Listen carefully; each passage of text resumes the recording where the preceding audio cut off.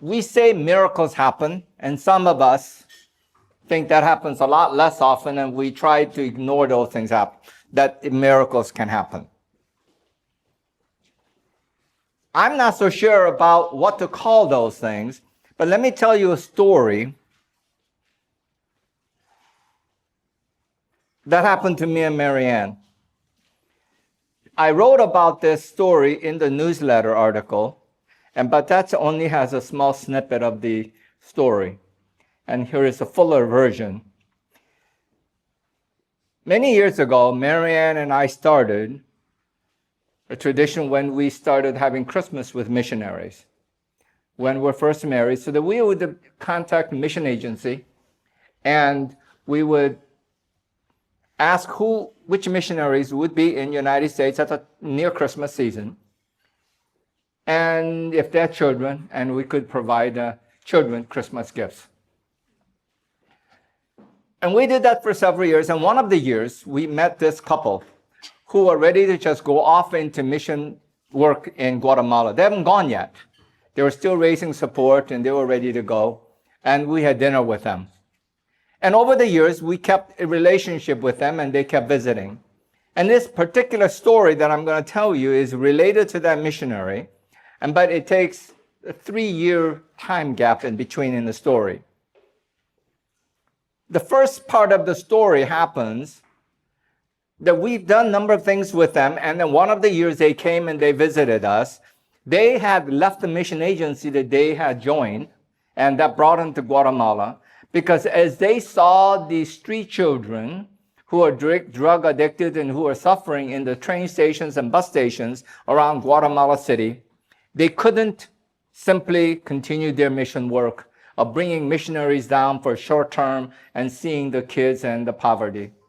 So they felt they had to do something. So what they did, but they didn't want to start just an orphanage, and they felt the kids needed a family, so they started adopting these street children who didn't have any family. And for others who had family, they created an orphanage type of a thing where they could provide additionally for the family, for the children the family couldn't do. So on this particular trip, they came and they told us they had already adopted 7 children, and they had other kids, and so they had like 13 people in their house. 13 children from the street, and they already had 4 of their own children. So when you add 6, there's a whole house full. So we were talking, and we said, what do you need? And the wife said, well, she looked at her husband, and he looked at her and said, go ahead and ask. I said, what is going on? She said, well, I feel like it would be rather selfish, but she said, we need a second set of washers and dryers because one set is not enough because it runs 24/7. Too many people. And Marianne looked over and said, well, you know what? Just a week earlier, our dryer died, and I was going to get a new washer and dryer, so the washer we have is yours. And then we said, and we'll buy you dryers. And we said, how are you going to bring it home? To Guatemala. I said, wouldn't you rather have money? And they said, no, it's actually less expensive to bring it down across the border than to trying to buy it in Guatemala. So I said, okay. So, but it's yours, and we had set it up and ready, and we didn't, and they said good night, and they left. We didn't see them for about 2-3 weeks, and about 3 weeks later, they contacted, I get a phone call, and they said, we're getting ready to leave, and somebody gave us a car, somebody gave us a trailer, so now we're ready to take the wash and dryer. I went, oh, okay. So we called our local, appliance store that we buy things from, and they said, okay, yes, the dryer that you want is ready to go. So I called them back, the missionaries back, and they said, well, the only problem is we're in Minneapolis, and we don't have time to go up to Duluth to pick it up, which is about 150 miles. And I had a tiny little car and had no way to bring the washer and dryer down to them. So I said, well, let me figure out something. So out of blue, I called the appliance store guy, and I said, David, I said, this is a situation. We're buying the dryer for the missionary, and they're going to bring it down to Guatemala, except they are in Minneapolis, and I have no way of getting there. So do you happen to deliver to Minneapolis? He said, no, we don't. He said, but my guys are going to Minneapolis today, and we can bring it down. I said, but I have a washer in my house that also got to go down. He goes, oh, we'll come pick it up. And I said, okay, then I will tell them, tell me where they should come and pick it up from you and meet you so that they can, they can take so these people can take washer and dryer. And that's when they said, oh, no, just give us the address. We'll deliver it to them. And so we said, thank you. This is wonderful. And we said, wow, this is absolutely amazing. God has done great things. We are praising God. And we said, wow, this is absolutely incredible. This is a miracle. All these things came together. We didn't think anything else about it. We didn't hear anything from them. So we assumed they made it home all okay. And everything was fine. 3 years later, we are in Minneapolis, we're still in Duluth, and the couple happened to come and visit us again. And we had a great dinner with them, and as they were ready to leave, they said, oh, we thought to tell you a story. I said, so what happened? They said, well, remember last time we were with you? Oh, there's washer and dryer. I said, did that all make it okay? I said, that was, and we went on our end and saying what a miracle it was. A guy did what's a wonderful thing, and these guys, the store owner was, willing to do anything for us in this way, and we were absolutely surprised. And they were amazed at all the things happening in the background, and they were singing praises to God as well. And then they said, there's one more story with this. They said, when we were leaving, Mary Ann handed the wife a check, an envelope. That was always a Mary Ann's practice. She'd always give missionaries a small gift as they left. And I never questioned it. I never asked. She just gave them a gift. And we didn't even think about it. They said, so Mary Ann gave them a gift and they went. And they said, on the night before they were to leave, he woke up in panic because he realized that he miscalculated amount of money they needed. And they didn't have enough money to pay the tariffs on the car that they were bringing down to Guatemala. That's when the wife remembered that Mary Ann had given her an envelope when they left. She went and opened it. And in the envelope was a check for the exact amount that they needed to pay the tariff. It was a $3,000 check. Now, I have to tell you, being a poor pastor, Mary Ann had written a check to them that was more than 10% of our annual net income. She never asked me, and I never asked her how much. We never knew. When Mary Ann wrote that check, they were not given the car that they were driving down across the border. So they would not have known how much they would need it for tariff. But Mary Ann knew. She wrote the check. Go ahead, Mary Ann, come on up. Now comes the truth. I think everybody has this within their hearts.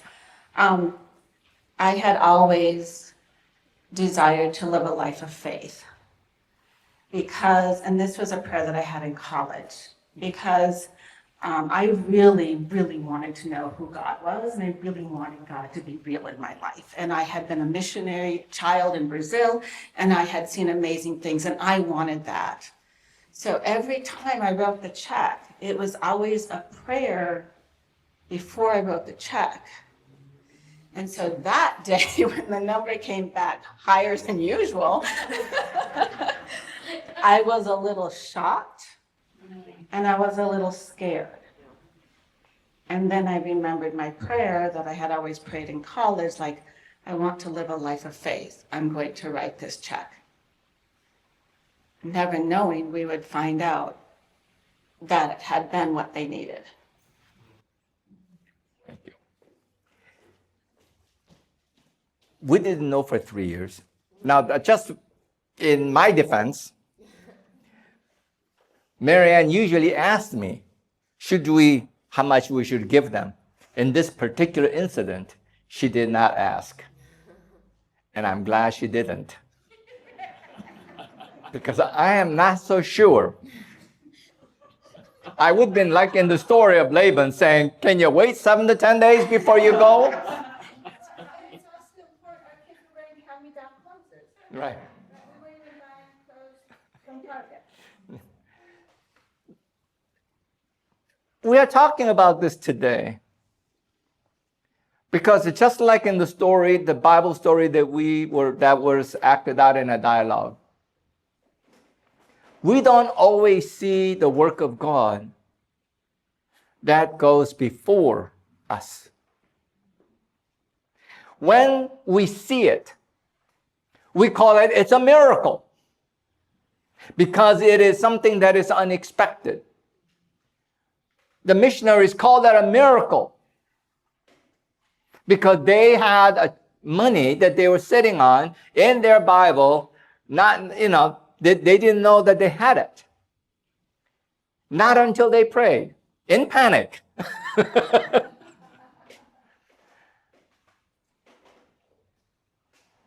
So the question becomes for all of us, what would it take for us to live a life that where we are more aware of work of God around us? What would it take for us to be more sensitized to how Spirit is moving and the work that God is doing around us, so that when we see what God has done, it does not become a surprise and we say it's a miracle. But it is just simply hand of God at work. There are things that Marianne and I have seen, and I'll tell you more of those stories along the way, because in many ways I have really hesitated to tell a lot of these stories. But we will share more of these as we go along. Because what we have experienced is the grace of God that we cannot explain any other way, except the fact that God is there before we got there.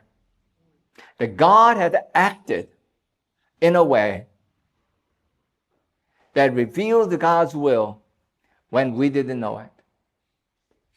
And I'm not so sure that it necessarily had to be something that we knew what we were doing and that it was our intentional acts, as much as we tried to live that way. As important as it is for us to choose and make decisions along the way to be as faithful as possible, but there are going to be moments that God's grace is so beyond our understanding of faith that all we can say is it's a miracle. The biblical story today, Rebecca was being created and she was prepared and she was ready when it was revealed to her that she would be the one. And when the test came to measure to see if she was indeed a person, and that test was set before her, she did not have to make any choices. It was so natural to her as who she was as a person that it simply became a normal part of life. It was not a miracle to her, even though it was a miracle to the servant. But to the one who was simply aware of the presence of the Spirit working in her life, it was a normal, everyday life. We don't know how God is going to use us. There are people who are affected by your life and our ministry here that we don't know about. There are people whose lives have been changed, who may be telling the story about, there's a little church that meets at a street front, in the former abandoned warehouse building, and they give out all these kind of food to all these people. And where they come up with that money, we don't know. But they changed our lives in this way. We don't know that story. And they may say within, in that, when I visited that church, we saw these people, and boy, this man and this woman, they said this to me. They showed this kindness, and it changed everything for me. We don't know that story. And some of that story has not even been told yet. The God's work has been done already. You had already shown compassion. You have already shown mercy. You have already shown what it means to be people of God. And Spirit might not have revealed that to that person yet. But it's coming. And question is, are we willing to live for that moment when we are the agents of hope, even when we don't know it? This is why, as a church, we keep doing what we do. We be as faithful as we can be, and we be as kind to one another as we can be. We serve one another, and we give ourselves, and we be willing to be vulnerable to each other and create a caring community, because we never know how Spirit is going to use us.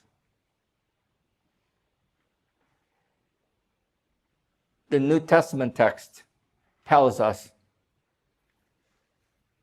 God said, my burden is light. Come to me if your burden is heavy. Let us be the people who are wise enough to know that just like the servant who was desperate, didn't know what else to do and how to go about finding a girl in a foreign land, he did the only thing he knew that he could do. He prayed. And God answered that prayer. Let us be the people that find the wisdom, not in our ability to think, but our ability to trust. Let us be the people who do not rely on our ability to discern, our ability to dissect ideas and think through issues, but simply discern the work of the Spirit. Let us be the people who turn to God and simply trust and be wise in the process. So may you be wise, and in your wisdom, may you see God reveal how God has used you. Amen.